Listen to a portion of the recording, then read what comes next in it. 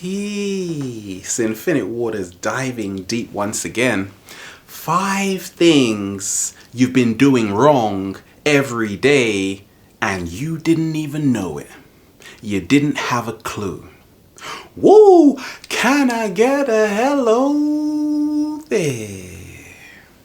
The truth will hit you like a smack in the face, but it will be the best smack in the world. I have made a lot of discoveries which have led to a lot of changes for the better. I'm going to share with you what's helped me along my journey.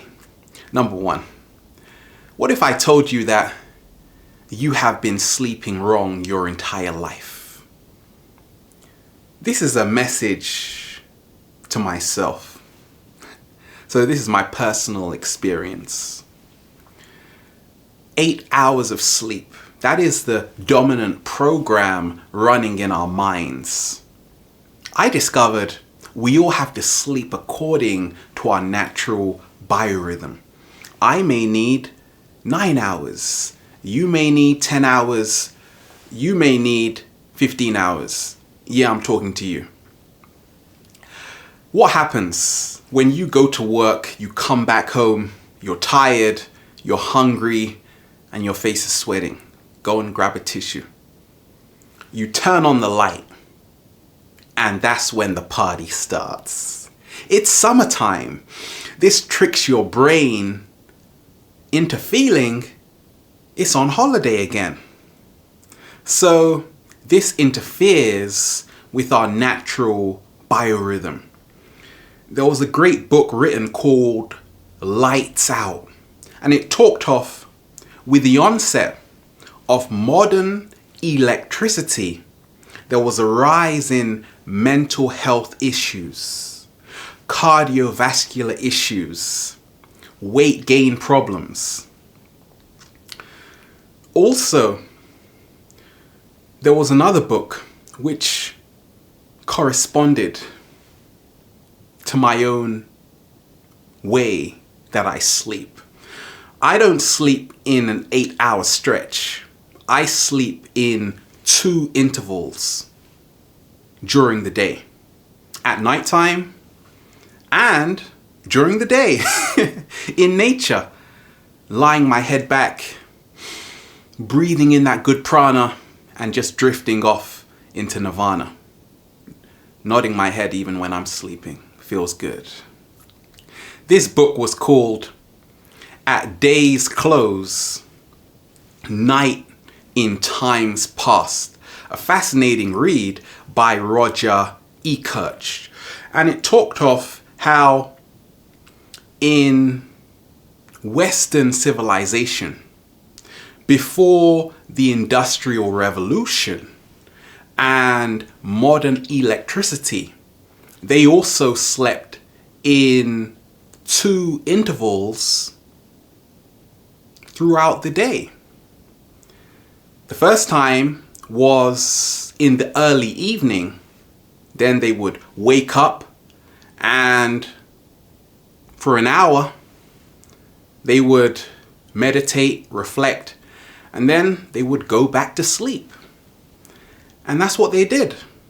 Now that 1 hour is very important because it was a time for mindfulness meditation. It was a time for reflection. So it did wonders. The ancient Kemites or Egyptians saw sleep as a way of piercing the veil of the Maya, which is the illusion of this 3D dimension. It was a gateway into the unknown, a way we could activate our pineal glands because that's the time melatonin is created in the darkness. So our third eye is beaming. And Imhotep, the father of medicine, they built sleep temples in his honor where you had pharaohs going and people who were getting oracle readings So it was a way of knowing what was gonna happen. Because once again, the more you sleep, the more your memory increases. The temple of Apollo in ancient Greece, you had Pythia, the Oracle of Delphi. And once again, when she was going into these trance-like states, hypnosis, it is all another form of sleep, shutting down the conscious mind and becoming your body 100%. And this shows us why sleep is so powerful. Now, the reason why so many of us are stressed, running around like cockroaches on steroids, is because it's not that we are not sleeping enough. Is that the issue? No. The problem is that we are not in tune with our natural biorhythm. So what are the neuroscientists saying? First of all, why do we need to sleep? Jeff Liff, an amazing neuroscientist, talks about how when you are going to sleep, the brain is clearing itself out of all of these toxins. You have cerebrospinal fluid, which is helping to eliminate the toxins that have built up in your brain. So it does wonders. Brainwashing at its finest. Sign up here. You also have the amazing Russell Foster. And what he talks of is fascinating too. Nobody knows why we have to sleep, but he gave 3 great reasons. Restoration, that is the time where the brain is detoxing, getting rid of toxins. Energy conservation, and memory consolidation, where we become so creative. We tap into the inner genius. You wake up with 1,000,001 ideas. Because when you are stressed, you lose memory. Oh yes, that happens. Sleep helps us to restore memory. So once we can all start becoming more aware of our sleeping pattern, which is more in alignment to our own natural biorhythm, it does wonderful things. Number 2, pooping. Oh yeah, I went there. A lot of us, we are sitting on toilet seats. I was for a long time until I started to question it. I found fascinating things. The natural way our ancestors used to go to the toilet was they would be squatting. Now this is fundamental because what squatting is doing is that we are now at a 35-degree angle. So our anorectal angle is 35 degrees, which helps with getting rid of waste. It is straight, our colon is straight. When we are sitting down in that 90-degree angle, that famous angle you've seen, now there is a kink. And some of the waste is getting trapped there. That's why a lot of people, they have hemorrhoids. So I tried it out and it worked. It helped with digestion, eliminating toxic waste from the body. It did wonderful, magnificent things. Squat away. Number 3 is eating and drinking at the same time. In my early journey, I used to love, before I became a vegan, milk and chocolate chip cookies. Oh yeah, dip it in and enjoy. When we are eating and drinking at the same time, for instance, water with bread, you are now diluting the hydrochloric acid which is needed to break down the food.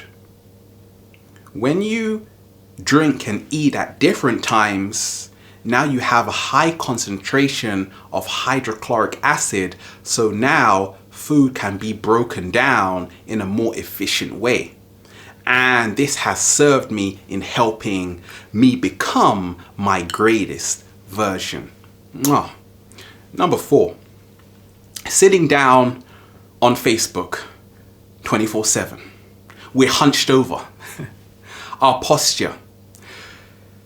The great social psychologist Amy Cuddy talked of how our body language shapes who we are.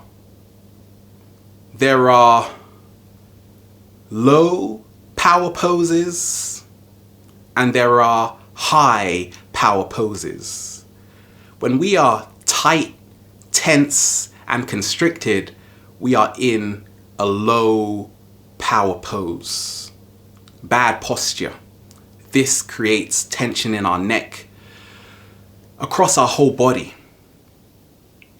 When we are in a high power pose, our arms are extended, and this in turn changes how we see ourselves, not only how other people see us. So it gives us more confidence. She discovered high power poses increase testosterone levels and inhibited cortisol levels, making us feel more powerful. I've tried it and it's done wonderful things. And lastly, number 5 is what I call the conveyor belt lifestyle. Wisdom is power. When you don't question your reality, you will pay the price. For a long time, I was just going along in what I call the conveyor belt lifestyle, where you wake up, you eat your breakfast, you go to work, you come home, and now it starts all over again. If you don't question the truth of who you are, you can never rise to become your greatest version. Because we've been played in the worst way. Right now, we are freeing our minds, more so we are rising higher in consciousness. And that can only happen when you use critical thinking. Question everything I'm saying. I don't have all the answers, but all I'm doing here is sharing my personal experiences. Don't believe it until you know it for yourself. The truth can't be told. It has to be realized. And the moment you start living your own truth, not what society wants you to be, but who you want to be, now life takes on a whole new meaning. So there you have it. Maybe you were doing these things already, so just ignore this video. But if you weren't, that's something to think about. We are here enjoying ourselves. Infinite waters, diving deep once again. Stay well, stay healthy.